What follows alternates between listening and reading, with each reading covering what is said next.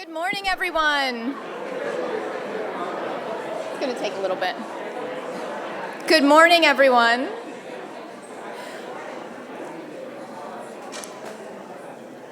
It is so great to see so many of you here this morning, and please, if you're just arriving, get some coffee or tea, pastries, and find a seat. There's still plenty of seats available. I'm just delighted to be able to welcome you to the second annual College of Liberal Arts and Sciences State of the College. For those of you who I haven't met, I'm Karen Marangel. I'm the Dean of the College of Liberal Arts and Sciences. And to kick us off today, I'm very pleased to introduce our president, President Vivell, to get us started sharing some remarks with us.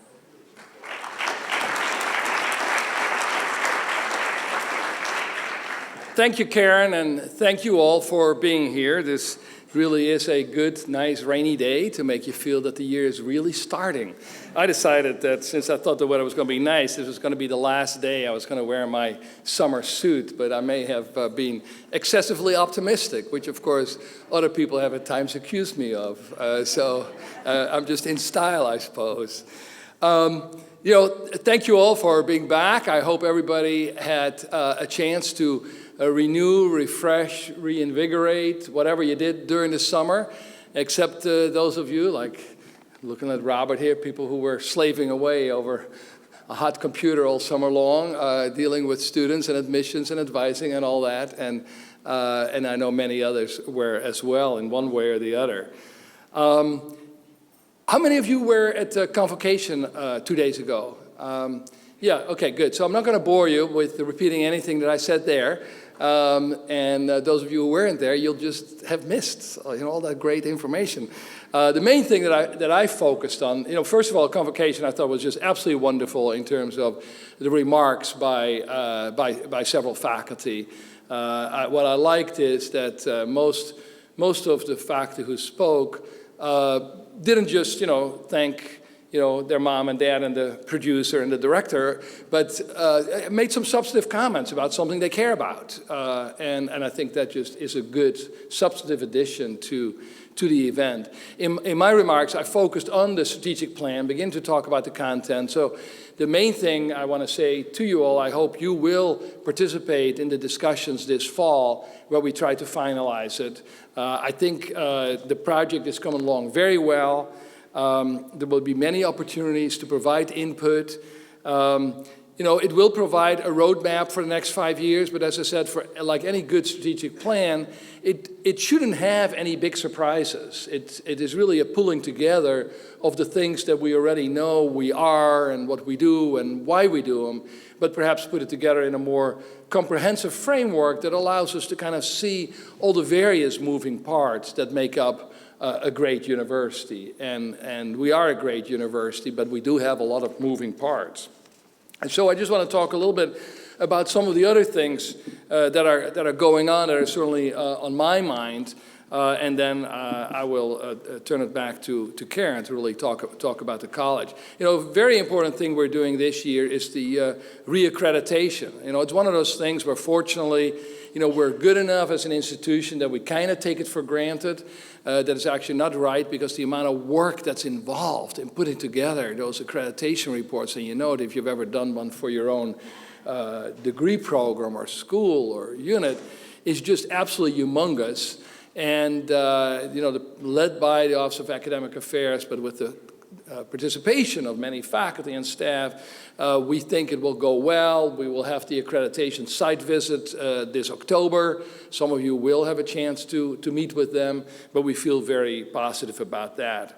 Another big focus for me and many people on my team will be to go back to the legislature in the February session and to try to get that additional $55 million they didn't give us. Remember, we asked for $755 million for the 7 universities for the biennium, which would have brought us back to the 07-09 budget, although I remind them that's only in nominal dollars. If you actually adjusted it for inflation and adjusted it for the student growth since then, we would have had to ask for about $1 billion. And we knew they'd laugh us out of Salem, so we decided to pick a more plausible number. They gave us $700 million. And by the way, there's absolutely no way we would have gotten that $700 million if we had not had OUS and the State Board of Higher Education abolished and the freedom to go and lobby in Salem. Because remember, in the past, once the governor announced his budget, which this time was $629 million, we were not allowed to lobby because we were essentially an executive branch agency. You were not allowed to lobby. So we would have walked away with $629 million. We wound up with $70 million more. That's about $5 million a year for Portland State. You know, so whatever anybody might think about the board, or whether you liked it initially, or whether it cost us a little bit more money, trust me, we came out way ahead on that deal, and we wouldn't have. The other big deal, by the way, from the past year, that also wouldn't have happened if OUS and the State Board of Higher Education were still in charge, is that the Higher Education Coordinating Commission rejiggered its funding formula and rejiggered it in a way that is a huge advantage to Portland State and only begins to rectify the historical inequities that have existed.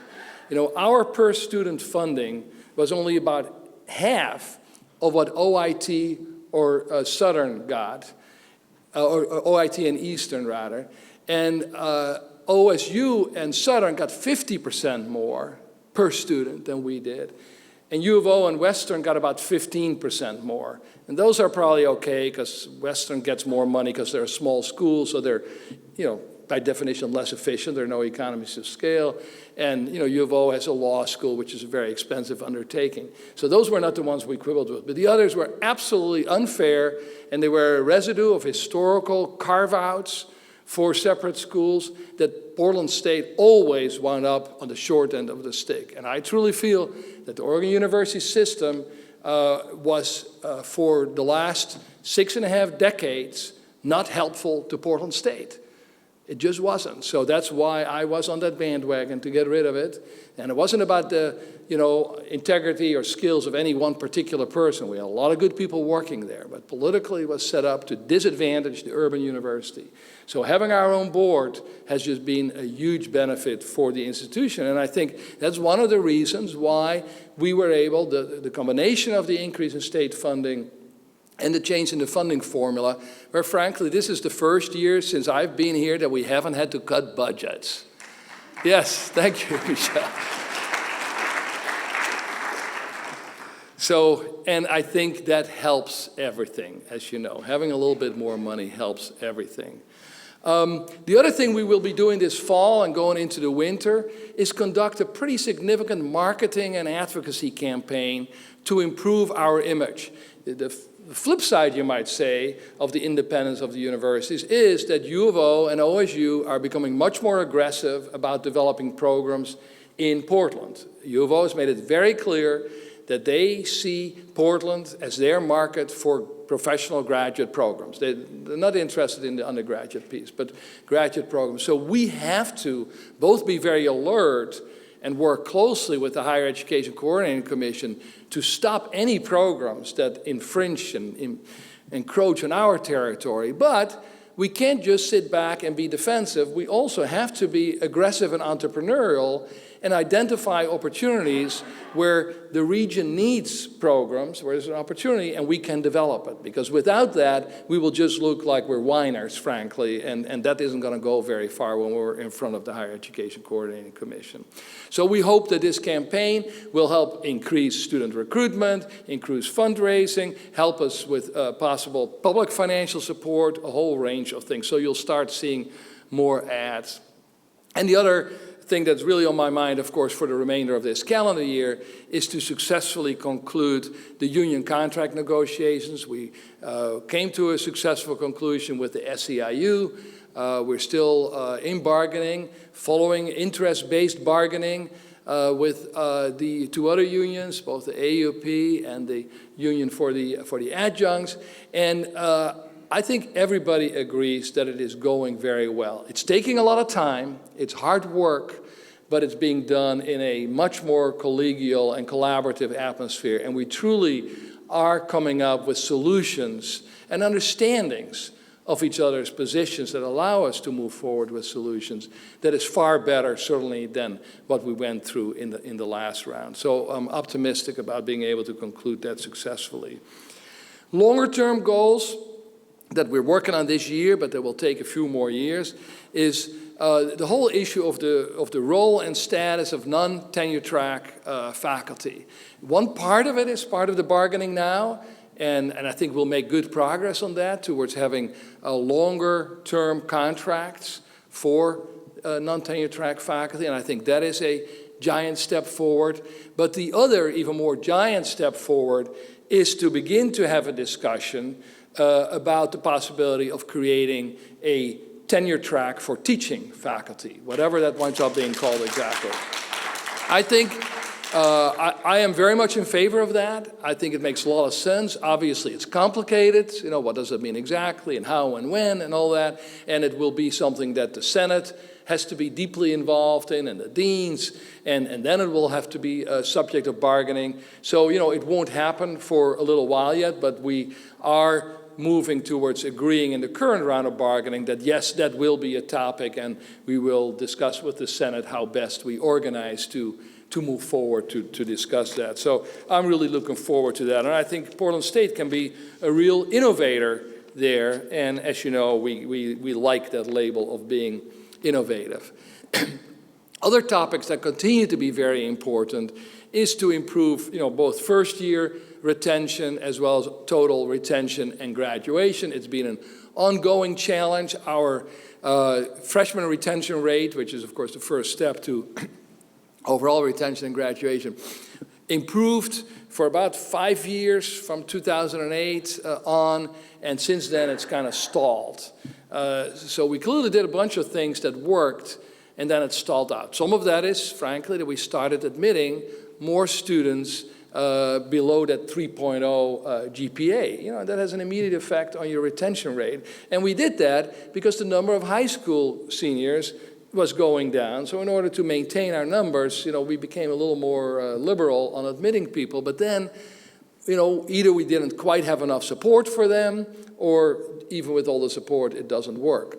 Obviously, the financial challenges for students don't help either in improving the retention rate. So for all those reasons, we need to work both on the admission standards, then the support level, and what we can do in terms of scholarships and financial aid, so people don't have to leave for that reason or work too many hours so they can't succeed in class.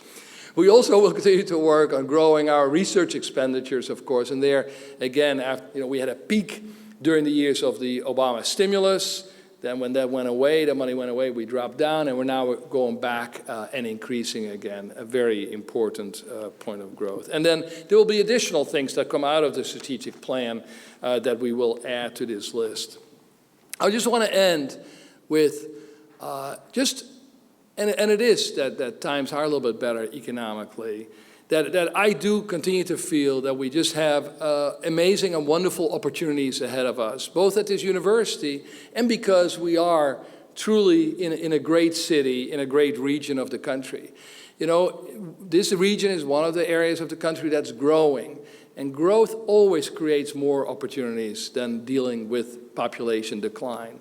It also, ironically enough, with our focus on sustainability, we probably in this region are ultimately a beneficiary of climate change. It doesn't mean it isn't a very serious issue, but we do get climate refugees here, so that will further enhance our ability to grow as an institution.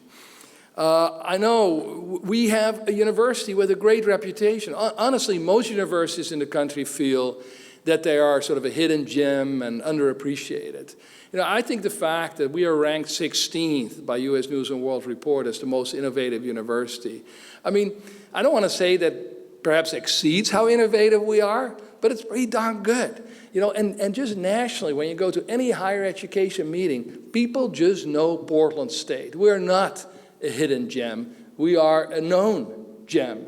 And that gives a position of strength. I think it makes it easier for us to attract faculty and to keep faculty. Our turnover rate among tenured faculty, you know, other than people just retiring, is 1.5% per year.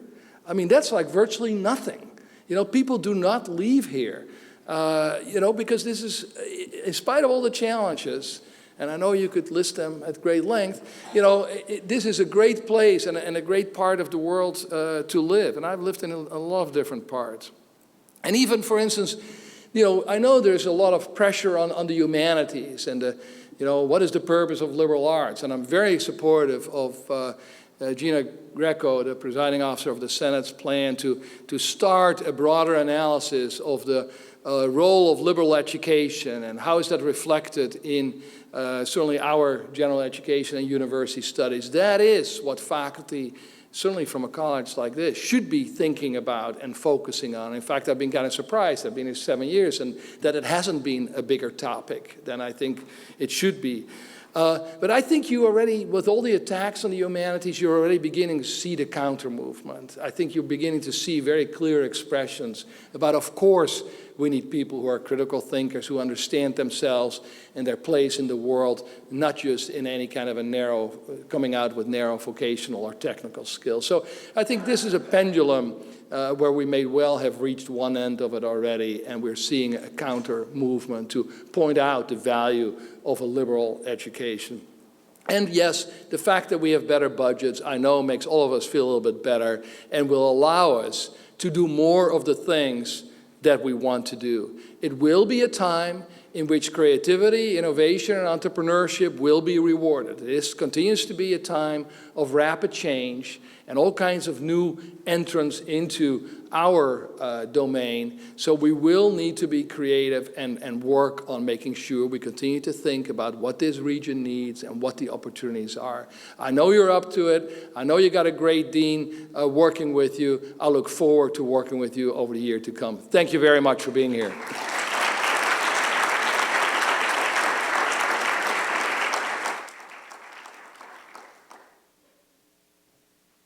Thank you so much, President Buvell, for those very uplifting remarks.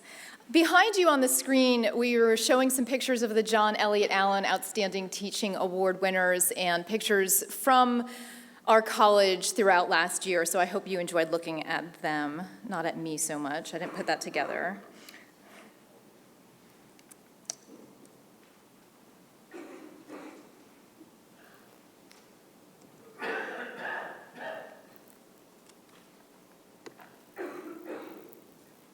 All right, let's get started.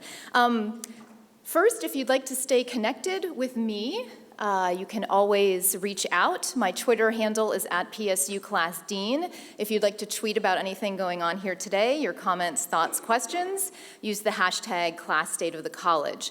We also have a Facebook page whose address is up here, and you can always email me directly or send a message to class@pdx.edu.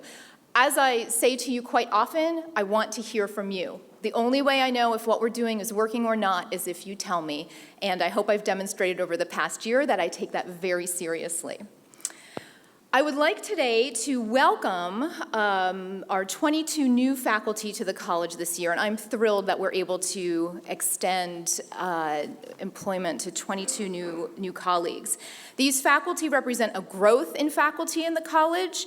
We not only replaced some of our valued colleagues, but we added 10 new positions this year in several departments across the college. I met with this very esteemed group earlier this week, and I'm excited about what each and every one is going to bring to our new programs. New faculty, if you are here, please stand up and be recognized, and please join me in welcoming our new faculty.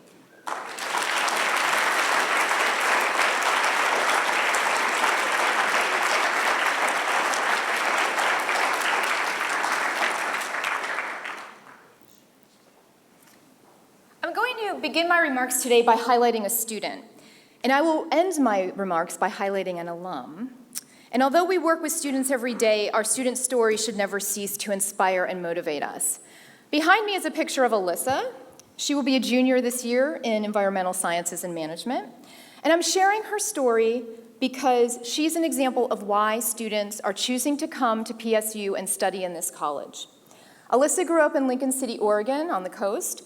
And where she puts it, educational opportunities for her were limited. She took truly extraordinary measures to challenge herself in high school, including living with extended family to take advanced coursework that was not offered in her hometown. When she first began applying to colleges, she said that she didn't picture herself at Portland State. However, after meeting with some faculty here, working in a lab for a summer, she ended up choosing PSU over other schools, and now she says she can't imagine herself being anywhere else. Alyssa's taking advantage of everything we have to offer to our students. She's volunteered with Mercy Corps, she worked at OHSU's Night Cancer Institute, and this summer completed an internship at OHSU's Public Health and Preventative Medicine School. She's focusing on epidemiology research, and she plans to pursue graduate study in that field. She credits her professors and her classes at Portland State with helping her make so many connections in the community. Students like Alyssa are attracted to PSU because they know they will get a world-class education here. And they'll get hands-on experiences in labs and internships because this is what we do best. We live what it means every day to put students at the center of our work. So thank you, because we could not do this without you. This year, I'd like to focus my efforts and yours on the following 3 objectives, and I'm going to talk through some of these. The first is promoting academic research, including building our tenure-related faculty. The second is retaining and supporting students to graduation. And the third is developing new and unique programs, particularly at the graduate level, to meet the demand for graduate education. For the next few minutes, I'm going to share what we've been doing in each of these 3 areas, and I'll also say a few words about how we've been moving forward to address the obstacles identified in our conversation last year, and I'll do that towards the end of the talk. So let's begin with research and scholarship. You may or may not remember that at this podium last year, I challenged you to apply for awards, nominate your colleagues for awards, and seek recognition for the great research and scholarship that you do. And we were very busy last year. I know that in our office and in many of your offices, we were writing letters of nomination, writing support letters, getting application packages together, and it paid off. It was truly an award-winning year for us. 4 of your colleagues currently are on prestigious Fulbright fellowships around the world studying this year. Your research papers and books won national and international awards for excellence and outstanding achievement. You also received recognition for your scholarly and pedagogical achievements. You are change makers, local and national teachers of the year, outstanding new investigators, and outstanding senior researchers. Our research funding has remained stable over the past several years, as the president pointed out, for us at about $16 million a year. Last year, though, I'm happy to report that more of you submitted proposals for externally funded research, and I expect this year, in the last bar, we'll continue on our upward trajectory. So that's my goal for the college, to get close to 300 proposals, external proposals submitted this year, and I think we can do it. I recognize the need to continue and to improve how we support research in the college. Last year, I convened a group that began meeting to craft recommendations on how to share a portion of indirect costs from funded research with departments. We're making headway on that. The group will finish its work and make recommendations to me this year that I expect to implement in the next fiscal year. We're taking small steps, but we're addressing and listening to what you've brought to my attention that will make a difference in supporting research. I've also restructured the associate deans in my office. I'll say a little bit more about this at the end of the talk, and there are flyers on the tables, to include an associate dean that focuses on research in the college. I expect that this associate dean will work with you to continue to identify obstacles in doing research and removing them in places where we can. And finally, I and my colleagues across the university have begun conversations with some faculty to identify a set of philanthropic investments that will ensure our place among the great universities in this nation around discovery and innovation. We're calling these the big ideas. You will start to hear more about them as we start to reach out to some of you. And I hope that as we move this year through philanthropy, that we're going to start raising funds that are going to directly filter into your research. I want to turn now to student retention and graduation. As you can see from the graph behind me, we've been fluctuating between awarding around 2,500 and 3,000 total degrees over the last several years. I'm very pleased that last year we awarded more PhDs than any other year in the college.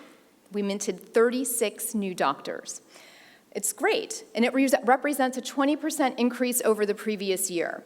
We also awarded about 10% more certificates over the previous year, and the number of bachelor's and master's degrees we awarded fell by just under 10% from the previous year. What this tells me is that we can do better in retaining and graduating students at all levels. As the president pointed out, our retention rates were increasing. They've now stalled out. I think we can do better. In fact, I know we can do better. Let me tell you about a few of the things that we've been doing, and we've been partnering with all of you to help on retention. This summer, Robert Mercer's team, in close coordination with your departmental advisors, led an outreach campaign to over 1,200 majors in the college. These are undergraduates. Majors who hadn't yet registered for the fall term, but who hadn't also graduated. The result of that outreach campaign is that over half of those 1,200 students registered, and for those students who have financial concerns, and I know that affects many of our students, we were able to connect these students directly to our financial aid office. I know we can't yet solve every student's financial problems, but when we know about them, we can help. So there are opportunities that all of us together can work on each and every day.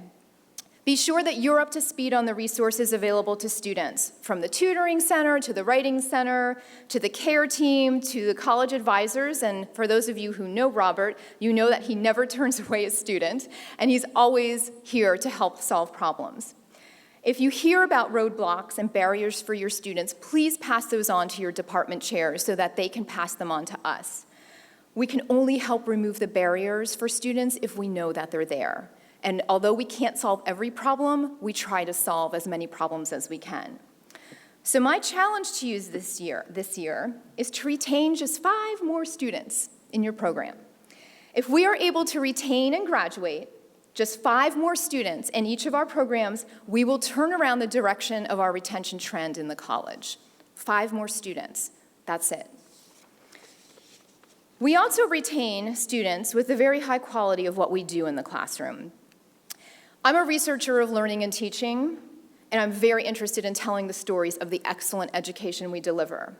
While I was able to get out to a few classrooms last year, I wasn't able to get out to enough, and I would love to be able to visit more of your classrooms to experience firsthand the excellent pedagogy that takes place. It helps me tell the story as I'm out talking to donors and future students. So if you would be willing to have your dean sit in your classroom, you don't have to make any special accommodations for me. I don't want to do anything. I just want to sit and learn and listen. Please let Amy Ross know. Where's Amy? For those of you that don't know Amy, where is she? She's not here. Oh, she's out in the back. Amy keeps me going. There she is. There's Amy. Please send a message to Amy, because I would love to come out and visit some of your classrooms and again, experience firsthand what's going on. I'm also keenly aware that we can't and don't want to ignore our efforts attracting new students to PSU. And let me tell you a little bit about what we've done this past year. At the graduate level, I'm very pleased that we were able to offer an additional 12 graduate teaching assistants to our ranks this year.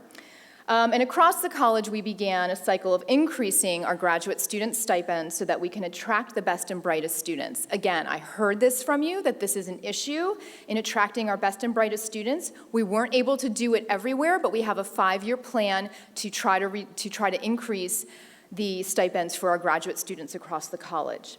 At the undergraduate level, we've begun to do more personalized outreach to prospective PSU students, and if you're interested in that, let me know. I can tell you more about it.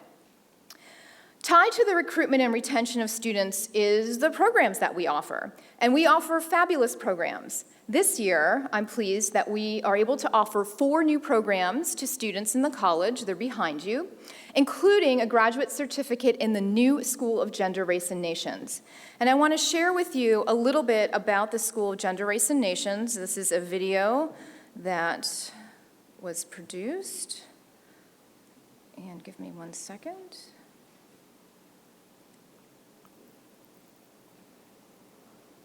I was supposed to just click on it, wasn't I?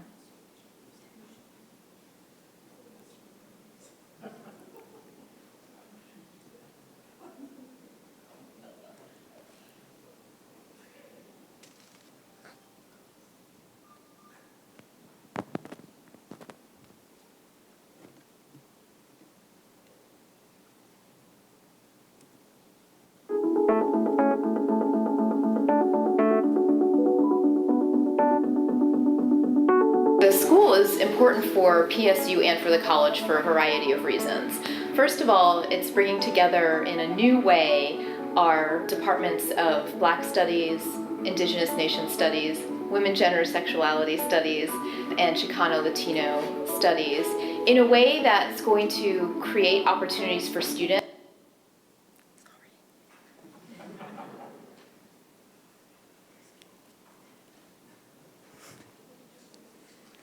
This is not my strong suit.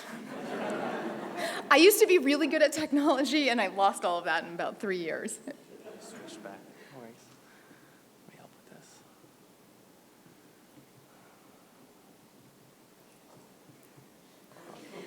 There we go. Let's try it now.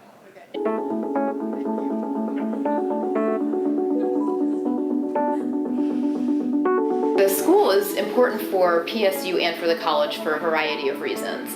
First of all, it's bringing together in a new way our departments of Black Studies, Indigenous Nation Studies, Women, Gender, Sexuality Studies, and Chicano Latino Studies in a way that's going to create opportunities for students to look at some of the critical issues around power and privilege in new interdisciplinary ways. Our desire is to not only highlight the work that our departments are doing, but to also work interdisciplinarily with departments in our College of Liberal Arts and Sciences, but also in other colleges. We are making dramatic changes. I have over 200 majors in my Women's Studies program, and these are people that are going out to make change visible. That is a real core value at Portland State, which isn't to be taken lightly. Our university and our programs really do feed into the community's needs, and the community helps to drive the research.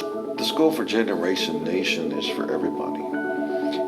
For us here in the Indigenous Nation Studies, it's open to all students, not just Native students, and they find themselves very much a part of our community and the broader community here on campus, which is very culturally diverse. And so as you're looking at a very multicultural society, it just reflects what the future is.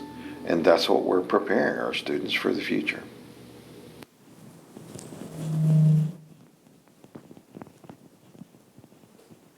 I highlight the school today not only because I'm very proud that we are offering it, but as an example of what we can do when we come together to try to fill a need that we perceive in the community. And I think that my colleagues spoke very eloquently about that need.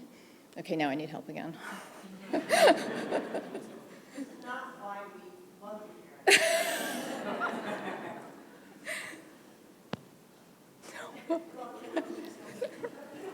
I need all sorts of help today.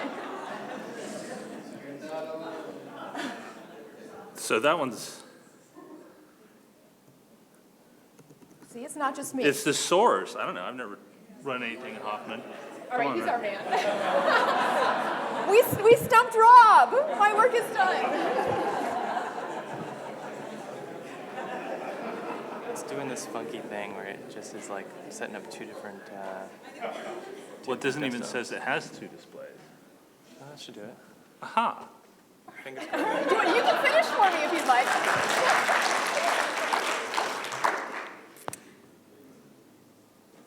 All right, so I want to underscore a message from the president that he just delivered to us, and that's about our opportunities at the graduate level. National data trends, there was a report recently released from the Council of Graduate Schools, show an increase in the number of students enrolling in graduate programs for the first time, an increase of 3.5%. That's very significant between fall of 2013 and fall of 2014.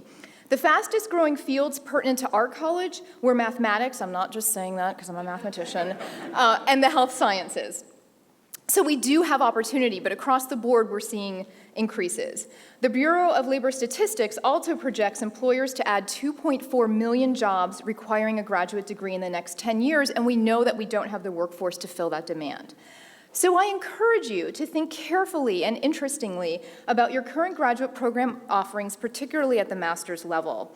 I believe that we have many things to offer in the Portland metro region. We know that our population is increasing, and so are graduate educational opportunities.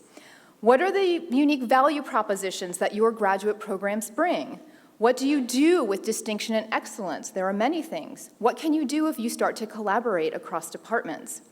And what are the opportunities to refresh your graduate programs and better connect them to the Portland metro region? Just some questions for you to think about. I want to say a word about my goals for philanthropy this year. Last year, our goal was $8 million. We fell slightly short of that, but that didn't stop us from setting a very ambitious goal of $10 million for the upcoming year. I love doing the philanthropy work because you provide me with such great stuff to talk about to people who love Portland State. My focus in philanthropy this year supports the objectives that I shared earlier. First, I want to increase the number of endowed and named professorships in the college. We need more here. Second, I want to continue to raise much-needed funds to support undergraduate and graduate students, and we've been doing that with quite good success. And finally, we are targeting efforts to name labs and lecture halls in the new Collaborative Life Sciences building. As I mentioned earlier, the deans are also working collaboratively on big ideas that will involve some of you and some of your research, and stay tuned for more to come on those. Now this slide with a chart. Last year when we gathered, we kicked off a conversation about the future of the college. And I want to thank you all again for the time, thoughtfulness, and conscientiousness with which you approached that conversation. Although there was not unanimity about the future structure of the college, the overarching outcomes pointed to challenges that we, for the most of us, thought that we could address as a single entity, one college of liberal arts and sciences. Our work is not done to address those challenges, and really, this will be ongoing work for the Dean's Office and for all of us, but I want to highlight some of the steps we have taken in the past 9 months to begin to address the challenges that you raised. One of the themes that came out of the conversation was that we needed to have a better understanding of departments' needs, operations, and obstacles to competitiveness. Some of the things that we did last year to address this need was begin our cycle of improving graduate student stipends and creating a culture of collaborating to solve problems. Our office is here to help you reach your goals. That is the message that I've been delivering and will continue to deliver, and that's the message that I expect all of my colleagues to act on and to help you with. This doesn't mean that we're going to be able to say yes to everything, but we want to partner with you to figure out how to get you what you need to do the work you need to do. The second theme was around transparency, or the lack thereof, and we've taken some actions to address transparency. We've improved communication about decisions to chairs. We've tried to do this, and again, I'm always welcome and open to feedback if we're not being transparent or if something seems opaque. And I'm rolling out a new structure of academic associate deans. On your tables, you'll see some flyers announcing these positions. There are 3 new academic dean positions. One is an associate dean of faculty, one is an associate dean of undergraduate programs, and one, as I mentioned previously, is an associate dean of research and graduate programs. The purpose of these deans is to help both in transparency and then also when we get down to opportunities for collaboration and interdisciplinarity. One of the critiques that we got last year, again and again, was that it wasn't clear who was making decisions in the dean's office. And I hope by having associate deans who are focused on function, the lines of who is making decisions becomes more apparent to you and more sensible. And there's more information in the flyers on your tables. We also started a class bulletin that comes out monthly. And this bulletin highlights the goings-on in the college, highlighting your research, important information that you need to know, our new faculty members as we're hiring them, and really any of the really important information about the college. The third theme that came out of the conversation was empowerment. How can we empower departments to be more autonomous in the work that they do? And we've done several things in this regard. We're establishing a new model for sharing carry-forward funds with departments. There are several of you who are working on a carry-forward work group. This will ensure that your departments have a sensible and understandable way of knowing how much of your carry-forward budgets you can carry into the next year, and you'll know that in September, not June. So you can actually plan and use these funds to do the things that you need to do. As I mentioned, we have a group working on developing recommendations for how we can share a portion of funded indirect costs back to departments. We also have I have also instituted closer consultation with the class members of key faculty senate committees and the Diversity Action Council to better understand how we can work together to empower each other and to work towards common goals. The fourth conversation theme was opportunities for collaboration and interdisciplinarity, namely that there were not enough and that there were barriers. The new structure of associate deans, rather than grouping off associate deans to put departments in silos, I'm hoping that this will allow for looking across all of our departments so that those deans will point out places for interdisciplinary connection and will be able to help assist with making those collaborations and that work possible. We also have a research brown bag series, which I wasn't able to announce at this event last year because we didn't have it thought of. But last year we did kick this off, and I want to thank the presenters from 2014-2015, whose names you see up here. This is a monthly brown bag.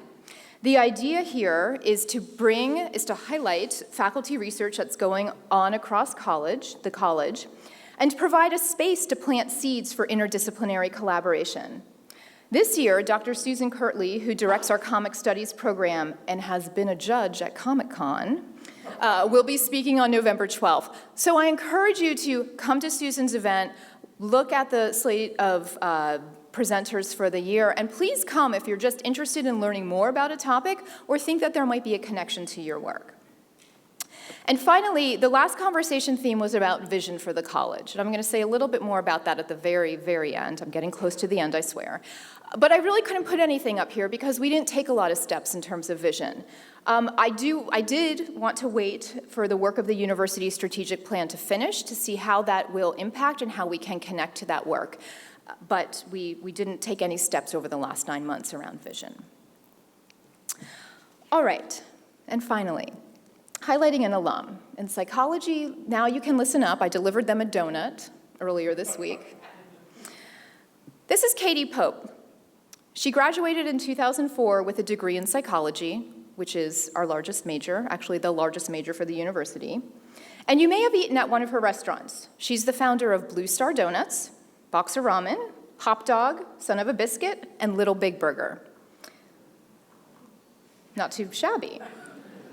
She transferred to PSU from UC Santa Barbara and worked on research projects in neuropsychology. And her story of why she transferred is actually pretty amazing. Basically, Santa Barbara told her she couldn't do some things in her program, and PSU told her, sure, we can work with you. Way to go, PSU.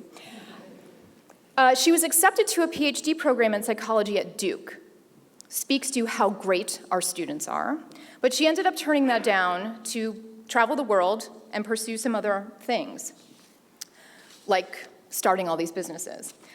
I recently met with Katie, and I asked her, because I was very curious, if her bachelor's degree actually contributed to her business success, or if she thinks she could have achieved what she did without a college degree. And mind you, not a college degree in business. This was her response. Her degree taught her how to conduct research and how to analyze data. Before opening Little Big Burger, which was her first restaurant, which she opened in the height of the crash in 2008, she researched how many options should optimally be on a menu so customers would feel more satisfied with their choices. I know the psychologists know the correct name for that. She researched what volume to have the music at in the restaurant so that customers would be comfortable but not linger so that they could turn over a higher volume of customers. They often have lines out the door. She also researched how people perceive pricing and priced menu items a la carte, not as a value menu, and under a certain dollar amount so that people would feel that they are getting a good value. Well, if you have read the news recently, you probably know that Little Big Burger was sold. This was a truly successful business. They have over 8 operations in Portland and now are expanding nationwide because her degree taught her how to analyze and think critically and apply that to a business field. This is what we do in the College of Liberal Arts and Sciences. We provide the foundational knowledge and skills, as Gina Greco so eloquently pointed out at Convocation, for students to become tomorrow what they can't even dream about today. We don't prepare students for a single career path. We do that for some, but largely, I was a math major, I know this, didn't lead to a single career path. We prepare them for the many career paths that they will pursue in their lives. We haven't worked specifically on articulating a vision for the college, I just admitted that, but we live it every day. From biology to history to sociology, we prepare students to analyze, think critically, communicate, solve problems, and ask questions so they can better understand themselves and their world. We deliver on the promise of American education to students, a liberal arts and sciences education. So thank you for all the work that you do, and I'm looking forward to all we're going to accomplish this year.